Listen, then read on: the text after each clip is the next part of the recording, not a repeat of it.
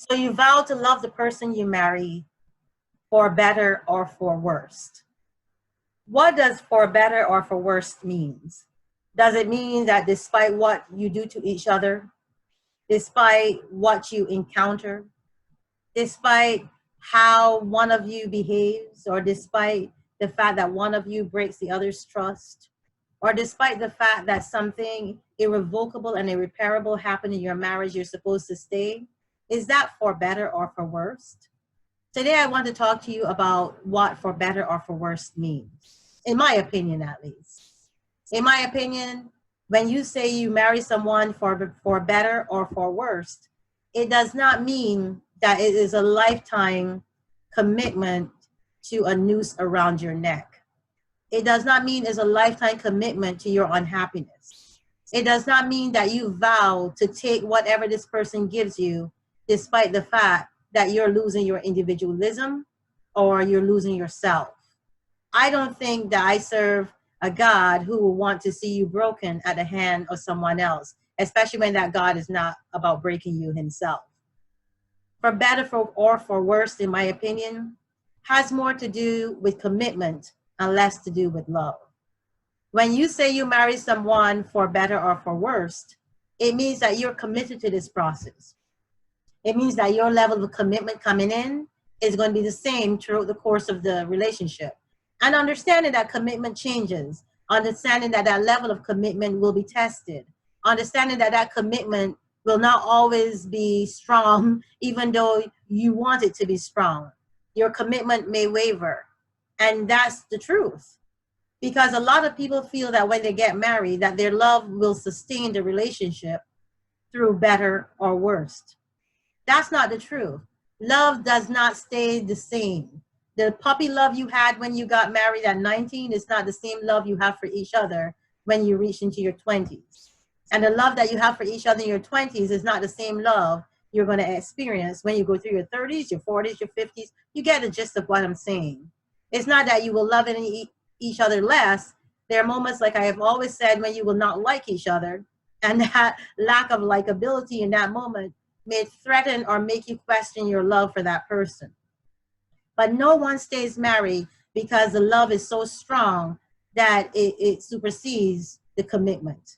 The commitment supersedes the love a lot of times. Love is what brings you back together to forge the commitment, but a commitment in a marriage is much stronger than anything else. So when you're going through difficulty in your marriage, when there's infidelity, when there's a lack of forgiveness, when there's distrust, when there's the fact that you just don't like this person, you go to sleep with them and you wake up and you don't want to be with this person, or that you feel you've outgrown this person. There's always one person in a relationship who grows quicker or faster than the other person, and the other person feels left behind or feels like they're not getting the attention they need. There's a lot of factors that will come up in your marriage that will test the for better or for worse theory. But what will be the indicator that the marriage can be salvaged is the degree of love that you have for each other, but more importantly, your commitment to the process. Think about this. If you're committed to the process, if you're committed to hanging in there with your partner, understanding that life is going to throw you curveballs, that life is going to throw your relationship, sometimes it's going to turn it upside down. If you understand these things coming into the marriage, then it makes it easier to understand that your commitment has to grow stronger, that your commitment is what the for better or worse is telling you has to change. It's not that you have to change as much as you have to strengthen your commitment to the marriage. People get married for the wrong reasons all the time. And because they get married for the wrong reasons and the commitment gets tested at the first sign of for better or for worse, that commitment is not enough to keep the marriage or the relationship together. So commitment is a big force and a big part of your relationship. A lot of times during marriage counseling, a lot of people will say, you know what, I ask them, what's your commitment level to this relationship?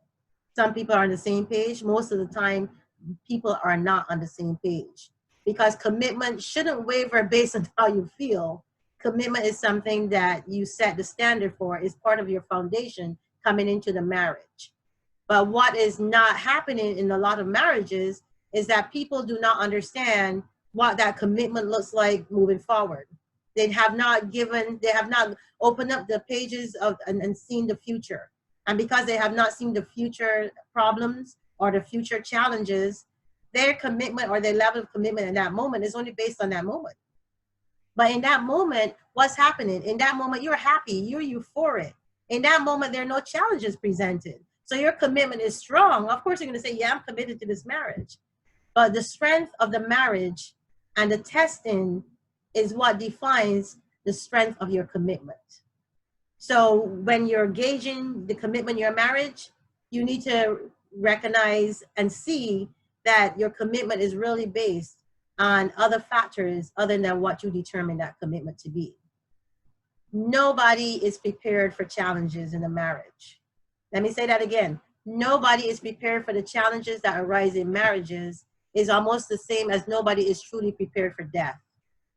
How many of us can really be prepared for something that we are unaware of or something that we were not presented with prior?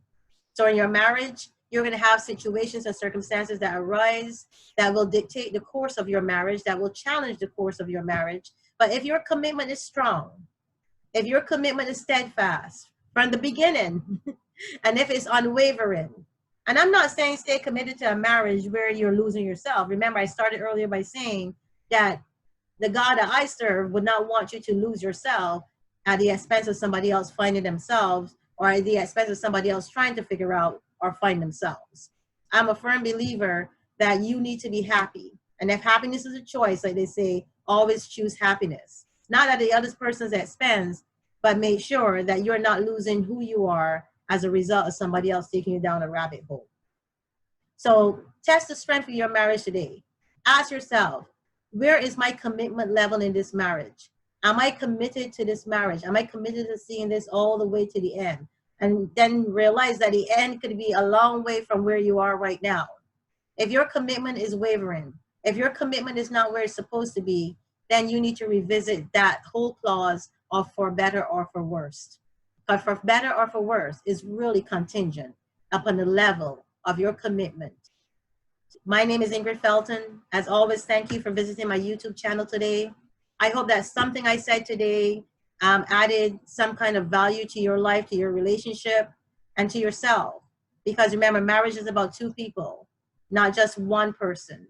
It's about two different individuals growing together, moving hopefully upward together, and not going apart. If you like what I had to say today, please subscribe to my videos. Tell your friends about my videos. Like the video. Your comments are always welcome. They're what I rely on to keep me going. And as always, please remember, the information I give to you is only as good as the interpretation you give to it. Have a great day. Bye.